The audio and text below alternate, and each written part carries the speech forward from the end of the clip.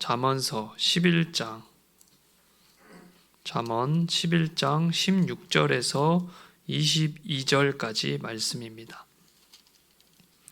잠언 11장 16절에서 22절까지 말씀 다 같이 한 목소리로 읽겠습니다. 유독한 여자는 존영을 얻고 근면한 남자는 재물을 얻느니라. 인자한 자는 자기의 영혼을 이롭게 하고 잔인한 자는 자기의 몸을 해롭게 하느니라. 악인의 삭은 허무하되 공의를 뿌린 자의 상은 확실하니라. 공의를 굳게 지키는 자는 생명에 이르고 악을 따르는 자는 사망에 이르느니라. 마음이 굽은 자는 여호와께 미움을 받아도 행위가 온전한 자는 그의 기뻐하심을 받느니라. 악인은 피차 손을 잡을지라도 벌을 면하지 못할 것이나 의인의 자손은 구원을 얻느니라. 아름다운 여인이 삼가지 아니하는 것은 마치 돼지코의 금고리 같으니라. 아멘. 할렐루야. 오늘도 은혜를 삼아야 나오신 모든 분들에게 주님의 넘치는 은혜가 있기를 축복합니다. 지난 시간에는 그리스도인들의 언어 생활에 대해서 살펴보았습니다. 10장부터 22장까지는 이 솔로몬의 두 번째 잠언집이라고 말씀드렸습니다. 제가 10장부터 지난주까지 4번의 설교를 했는데요. 그 중에 3번의 설교 주제가 이 말에 대한 권면이었습니다. 두 번째 잠언집이 이제 시작인데 앞으로 얼마나 더 이 말에 대한 설교를 해야 되나라는 좀 생각이 들어서요. 앞으로 또 얼마나 말에 대한 권면이 많이 나오나 이렇게 궁금하기도 해서 22장까지 쭉 훑어보았습니다. 충격적인 사실은 22장까지 계속해서 말의 중요성을 강조하고 있다는 것입니다. 주님은 왜 말을 잘 못하는 저를 통해서 이 말의 중요성을 계속해서 강조하시는지 알 수는 없지만 이것이 두 번째 잠언집의 큰 주제다라는 것을 미리 아시고 앞으로 계속해서 말에 대한 주제로 설교를 이제 하더라도 이해해 주시기 바랍니다. 네, 오늘 본문을 한 단락으로 묶을 수 있는데요. 16절이 이 단락의 큰 주제 말씀이라고 할 수 있습니다. 두 가지 주제가 나옵니다. 덕과 근면입니다. 또 이어서 17절은 덕이 있는 자와 없는 자에 대해서 설명하고 18절은 근면한 자와 그렇지 않는 자에 대해서 설명하고 있습니다. 그럼 16절 말씀부터 보겠습니다. 16절 다 같이 다시 한번 읽겠습니다. 유독한 여자는 존영을 얻고 근면한 남자는 재물을 얻느니라. 먼저 유독한 여자는 존영을 얻는다라고 합니다. 유독하다는 것은 덕이 있다라는 의미죠. 덕이란 무엇일까요? 참으로 많은 의미로 해석할 수 있는데요.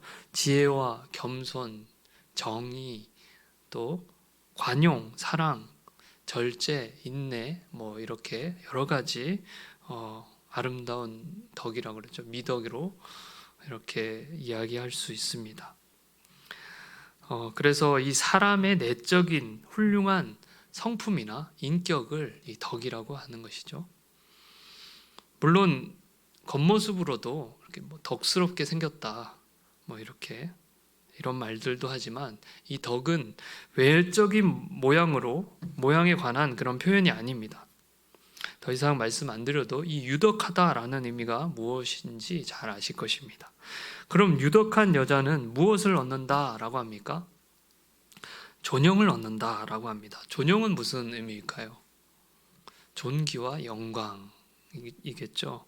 그러니까 여자는 유덕해야 한다라는 것이죠. 그런데 이것은 세상의 가치관과 이게 잘 맞지 않습니다. 세상은 여자의 가장 큰 무기가 뭐라고 합니까? 큰 가치, 큰 무기가 뭐라고 합니까? 미모 아닙니까? 다들 인정할 수 없다는 표정이신데요. 여기 계신 분들은 다 올바른 성경적 가치관을 가지고 계시기에 그렇지 않겠지만 이 세상적 가치관이 그렇다라는 것입니다.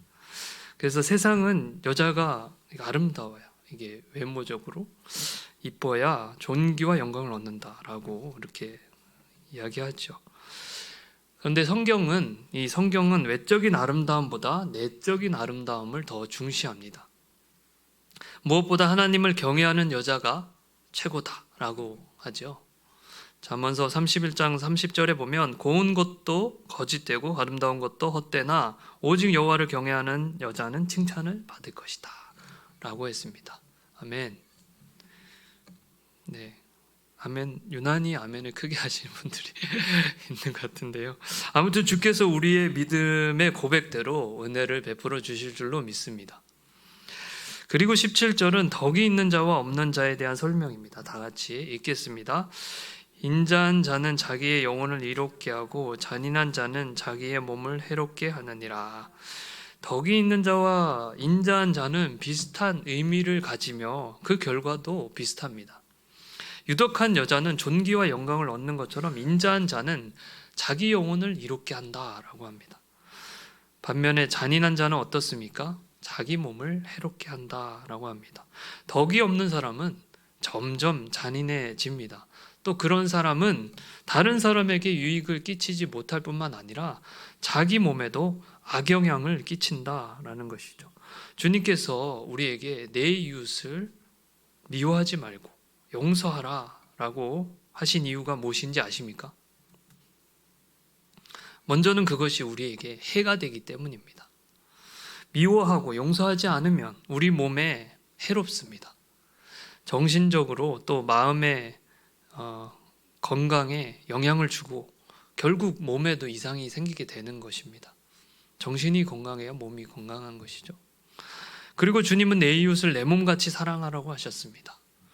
그렇게 다른 사람을 사랑할 때 먼저 우리의 몸과 마음이 건강해지는 것입니다. 그러므로 나를 위해서 이웃을 미워하지 마시고 용서하시기 바랍니다. 사랑하시기 바랍니다.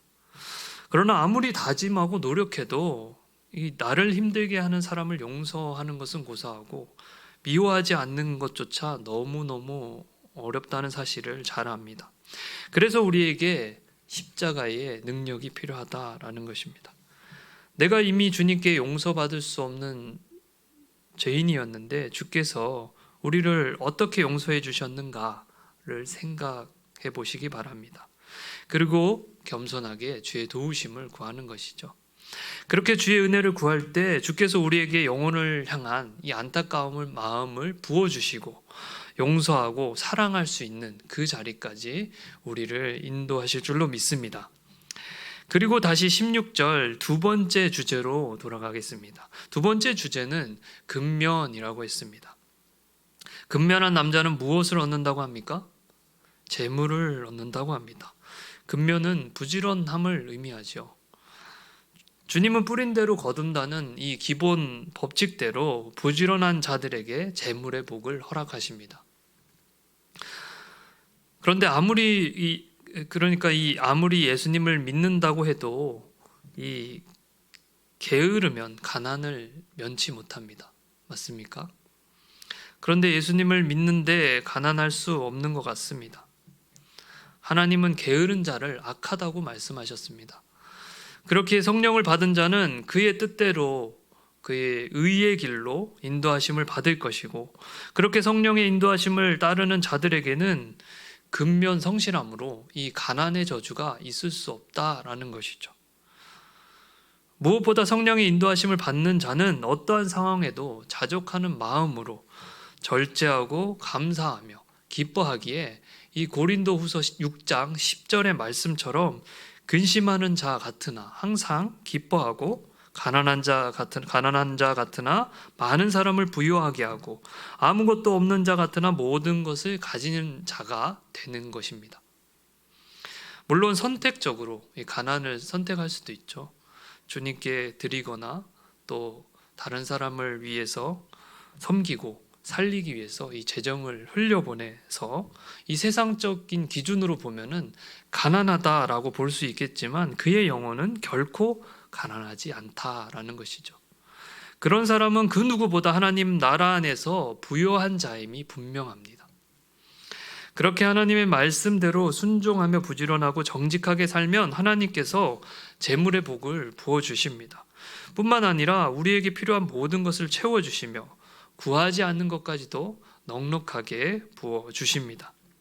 그런데 많은 사람들이 놓치고 있는 중요한 사실이 있습니다. 바로 모든 재정의 주인은 하나님이다라는 사실입니다. 우리에게 물질을 주신 이도 하나님이시요 가져가시는 이도 하나님이십니다. 주께서 주신 것이기에 우리의 뜻대로 쓰는 것이 아니라 주님께 결제를 받아야 합니다. 우리에게 주어진 모든 물질은 내 것이 아니라 주님께서 잠시 맡겨주신 것이기 때문입니다. 많은 사람들이 이 사실을 간과할 때가 있는데요. 이것은 너무나 중요한 주제입니다. 주제권이 주제권이랑 연관되는 것입니다. 그렇기 때문에 이 사실을 꼭 기억하시고 물질뿐만 아니라 우리의 모든 삶이 주님의 통치 가운데 들어가기를 간절히 소망합니다. 그리고 18절은 근면하지 않는 게으른 자, 곧 악인의 삭에 대해서 말합니다. 18절 말씀 다 같이 읽겠습니다. 악인의 삭은 허무하되 공의를 뿌린 자의 상은 확실하니라.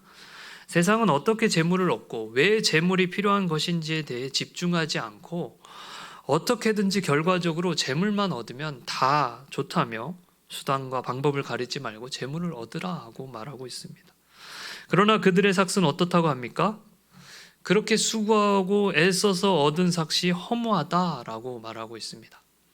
사단은 우리가 재물만 있으면 행복하고 만족할 것이다 라고 거짓말을 합니다. 그래서 하나님보다 재물을 먼저 얻으라고 하는 것이죠. 하나님을 아예 믿지 말라는 것이 아니라 좀 더 있다가 재물을 좀 모으고 하나님을 섬기면 된다라고 거짓말하는 것이죠. 그렇게 하나님 없이 부단히 노력하여 재물을 얻었지만 만족하는 사람이 없죠. 온전한 만족이 없습니다.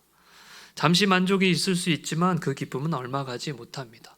왜냐하면 우리는 하나님의 형상대로 지음받았고 하나님과 교제하며 하나님 안에 있을 때 참 기쁨과 만족이 있기 때문입니다. 그러므로 하나님을 모르는 자는 재물을 얻어도 허무한 것입니다. 그러나 하나님을 알고 그의 뜻대로 공의를 뿌린 자는 뿌린 대로 의의 열매를 거두게 될 것입니다. 또 그의 상은 확실하다라고 합니다. 그의 상이 무엇일까요? 19절 말씀입니다. 다 같이 읽습니다. 공의를 굳게 지키는 자는 생명에 이르고 악을 따르는 자는 사망에 이르느니라. 생명에 이른다고 합니다. 이 땅에서 생명을 누리는 것은 물론 영원한 생명, 천국에서의 영생을 약속하고 있는 것입니다. 그러나 악을 따르는 자는 어디에 이릅니까? 사망에 이른다라고 합니다. 열심히 그 길이 옳다고 해서 따라갔는데 그 길의 끝이 사망이면 얼마나 황당하겠습니까? 그러므로 주께서 우리의 길에 빛을 비춰주시길 축복합니다. 그리하여 사망이 아닌 생명의 길로 인도함을 받는 우리 모두가 되기를 간절히 소망합니다. 20절과 21절 말씀 다 같이 읽습니다. 마음이 굽은 자는 여호와께 메움을 받아도 행위가 온전한 자는 그의 기뻐하심을 받느니라. 악인은 피차 손을 잡을지라도 벌을 면하지 못할 것이나 의인의 자손은 구원을 얻으리라. 아멘. 마음이 굽은 자와 행위가 온전한 자를 대조하고 있습니다. 마음이 굽은 자는 당연히 여호와께 미움을 받고 행위가 온전한 자는 그의 기뻐하심을 받는다라고 했습니다. 이것을 통해 알 수 있는 것은 마음이 굽은 자, 곧 마음이 삐뚤어져 있는 사람에게는 온전한 행위가 나올 수 없다라는 것이겠죠. 그럼 반대로 온전한 행위는 올바른 마음에서 나온다고 할 수 있겠습니다. 덕이 있다는 것은 말이 아니라 형식적인 행위가 아니라 그 사람의 모든 삶에서 자연스럽게 나타난다는 것입니다. 올바른 마음에서 온전한 행위가 자연스럽게 나오는 것이죠. 이것을 또 보고 자라고 그렇게 신앙의 전수를 받은 이 의인의 자손은 당연히 구원을 받게 되는 것입니다. 그러나 악인은 이 사실을 깨닫지 못하고 피차 손을 잡고 아무리 노력해도 결국 그들에게는 하나님의 심판이 있고 그것을 피할 수 없다는 것입니다. 마지막 22절 다 같이 읽겠습니다. 아름다운 여인이 삼가지 아니하는 것은 마치 돼지 코의 금고리 같으니라. 아름다운 여인은 어떤 여인입니까? 앞에서 말한 유덕한 여인일 것입니다. 유덕한 여인이 삼가지 아니하는 것이라고 했는데요. 여기서 삼가함이라는 이 원문 단어는 기본적으로 먹는 것과 연관된 단어로 맛보다라는 동사에서 나온 단어입니다. 즉 아름다운 여인이 아무것이나 먹는다라는 의미로 해석할 수 있는데요. 그러니까 아무런 분별력 없이 행동한다라는 의미입니다. 그런 여자는 마치 뭐와 같다고 합니까? 돼지코의 금고리 같다고 합니다. 돼지코의 금고리가 잘 어울립니까? 안 어울리죠. 그런 것처럼 아름다운 여자가 분별력 없이 행동하는 것은 마땅하지 않다라는 것입니다. 그러므로 너희는 하나님의 자녀로서 무엇이 옳은 길인지 옳은 것인지 분별하고 그에 마땅하지 못한 삶을 버리고 주의 뜻을 따르라라는 말씀을 오늘 우리에게 주고 계시는 것입니다. 말씀을 맺습니다. 주님은 외모를 보지 않으시고 우리의 중심, 우리의 마음의 중심을 보십니다. 우리의 마음에 그리스도의 사랑이 부어지면 우리의 삶은 변화되고 우리는 축복의 통로로 사용될 줄로 믿습니다. 오늘도 그렇게 세상의 가치를 따라가지 말고 성령의 인도하심을 받아 모든 주권이 하나님께 있음을 인정함으로 주의 기쁨이 되는 우리 모두가 되길 주의 이름으로 축원합니다. 기도하겠습니다.